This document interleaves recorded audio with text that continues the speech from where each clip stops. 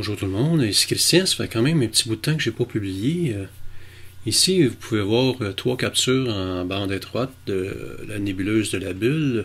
Ici, on a la couche S2, je vous présente le O3 et l'hydrogène alpha.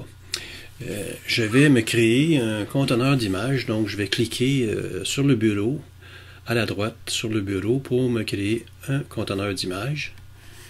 Et avec l'icône d'image ouverte sur le bureau, je vais sélectionner mes 3 images et j'ai déjà dans mes icônes des procédés qui sont déjà intégrés dans un conteneur et on va faire l'analyse de l'arrière-plan. Moi j'aime bien utiliser Gradient Correction. On va faire la déconvolution avec Blur Exterminator, les valeurs par défaut.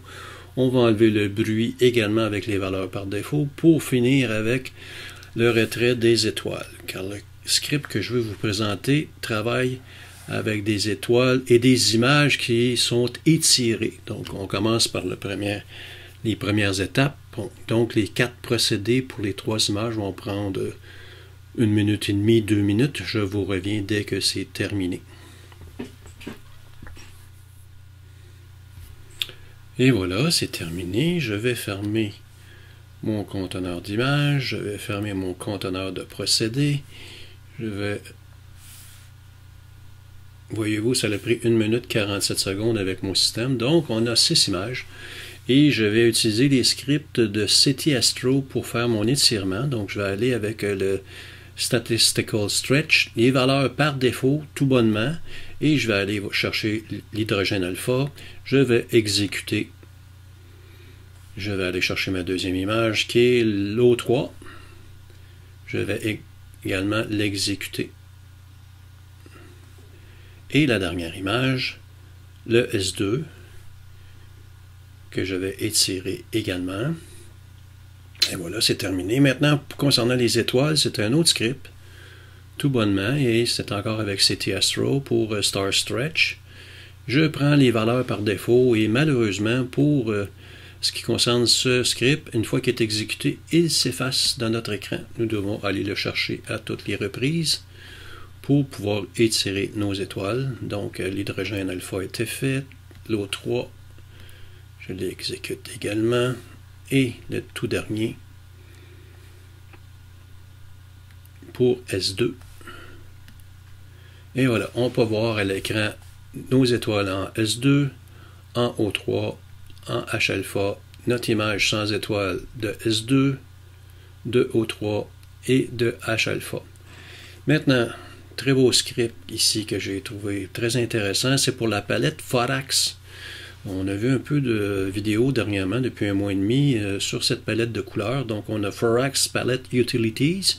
Et ici, on a le choix à utiliser 2 canaux ou 3 canaux. Nous avons les 3 canaux, donc on va sélectionner la deuxième option et on ne fait que simplement aller chercher nos fichiers S2 étirés, H-alpha étirés et toutes les images doivent être étirées avec ce script. Donc on va chercher l'O3. On a nos images d'étoiles que je vais chercher pour S2 star, HA et O3. Je l'exécute. Vous allez voir, il y a quelques images de combinaisons qui vont apparaître. Et voilà, on a en quelques secondes à peine nos étoiles qui ont été faites avec la palette Forax. Et nous avons ici le rendu qui donne vraiment une très belle gamme de couleurs que j'aime beaucoup. Je vais transférer ces 2 images-là dans mon espace de travail couleur pour pouvoir par la suite ici, peut-être avec une courbe qu'on va réinitialiser, qu'on va synchroniser avec l'image active pour pouvoir ici avec l'écran de prévisualisation en temps réel, on va un peu descendre les noirs que je trouve ici un petit peu grisés, tout simplement, tout bonnement, peut-être souffler un peu les tons moyens et je vais exécuter le tout.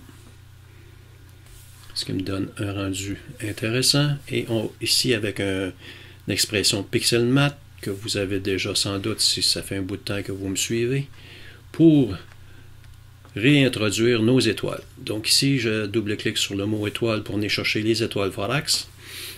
l'image sans étoile, c'est l'image Forax. Je vérifie la dimension. On est identique dans les deux cas. Et je glisse mon icône de nouvelle instance sur l'image pour souffler mes étoiles. C'est très très simple, très belle couleur. J'espère que vous appréciez. Et je voudrais remercier également mon ami Ron Preacher qui habite à Guelph, tout près de Toronto. Les images proviennent de lui.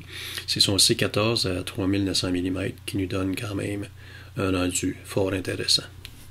En espérant que vous avez apprécié. À la prochaine.